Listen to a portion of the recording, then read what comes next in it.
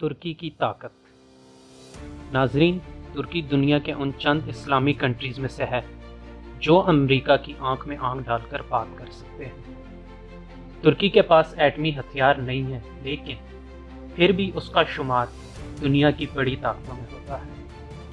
नाजरीन, अगर आपने हमारे चैनल को सब्सक्राइब नहीं किया तो सब्सक्राइब कर दें और नीचे बटने बेल के आइकॉन को भी प्रेस कर दें ताकि हमारी आने वाली वीडियोस आपको मिलती रहें। तुर्की का रकबा 7,83,562 किलोमीटर है और ये रकबे में पाकिस्तान से छोटा है। इसकी आबादी भी पाकिस्तान से कम है। तुर्की की सबसे बड़ी ताकत उसका जोग्राफिया है। तुर्की इस वक्त यूरोप और एशिया के दरमियान वाक़या है और यूरोप और एशिया के लिए ये एक दरवाजे का मुकाम रखता है। तुर्की की इतनी अहमियत है कि रूस और अमेरिका दोनों उससे अच्छे ताल्लुक चाहते हैं और इसका फ़ायदा तुर्की को बहुत ज़्यादा होता है।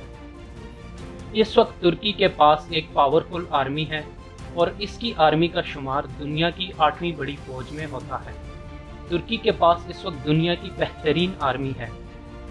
तुर्की इस वक्त खुद बैलिस्टिक मिसाइल, जंगी जहाज़, हेलीकॉप्टर और बहुत सी चीज़ें बनाता है। तुर्की की आर्मी की तादाद इस वक्त 3,50,000 है और उनकी रिज़र्व आर्मी की तादाद 3,80,000 है, जो कि एक बहुत बड़ी तादाद है। तुर्की का डिफेंस बजट $19 बिलियन है।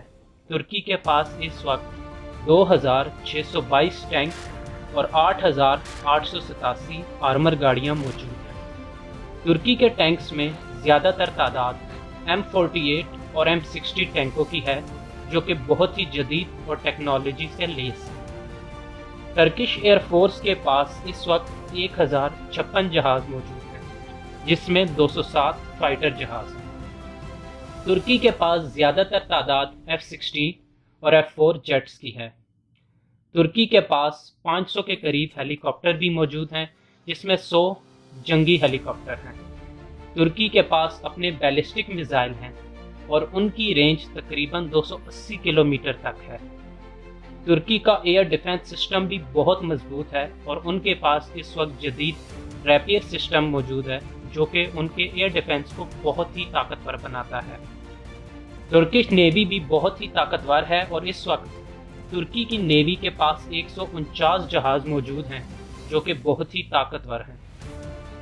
तुर्की का जोग्राफिया इसके लिए किसी हद तक मुश्किल भी खड़ी करता है, क्योंकि हर साल यूरोप जाने वाले हज़ारों लोग तुर्की आते हैं और इनको रोकना और यूरोप ना जाने देना तुर्की के लिए एक बहुत बड़ा चैलेंज है।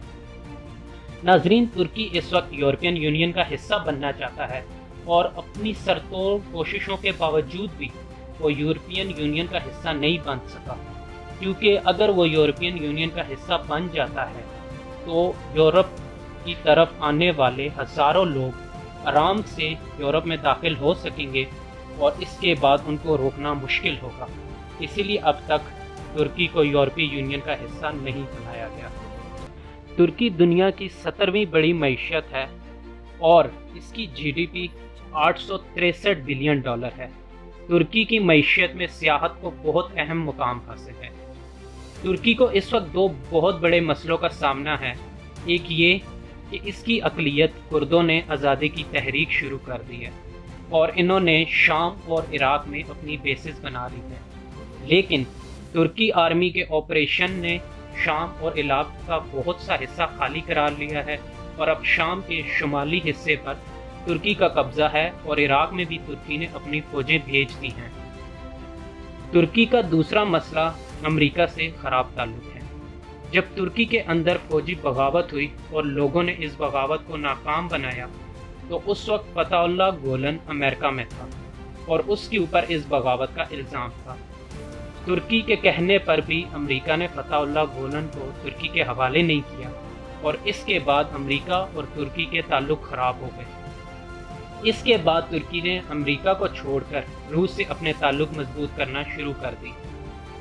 नाजरीन, एक तरफ तुर्की की आर्मी और मईशत उसकी सबसे बड़ी ताकत है, जबकि दूसरी तरफ कुर्दों की तहरीक और अमेरिका से ताल्लुक़ उसके लिए बहुत बड़ा चैलेंज भी है। پاکستان اور ترکی کے درمیان اس وقت تعلق بہت گہرے ہیں اور پاکستان اپنے اسلامی دوست کی دوستی پر فخر کرتا ہے۔ ناظرین، پاور سیریز میں آپ کو دنیا کی پاورفل کنٹریز کے بارے میں بتایا جائے گا، اسی لیے ہمارے ساتھ جڑے رہیے اور چینل کو سبسکرائب کیجیے۔ ابھی تک کے لیے اتنا ہی، اور آپ اپنی رائے کا اظہار کمنٹ میں کر سکتے ہیں۔ سہیل اجاز کو دیجیے اجازت۔ اللہ حافظ۔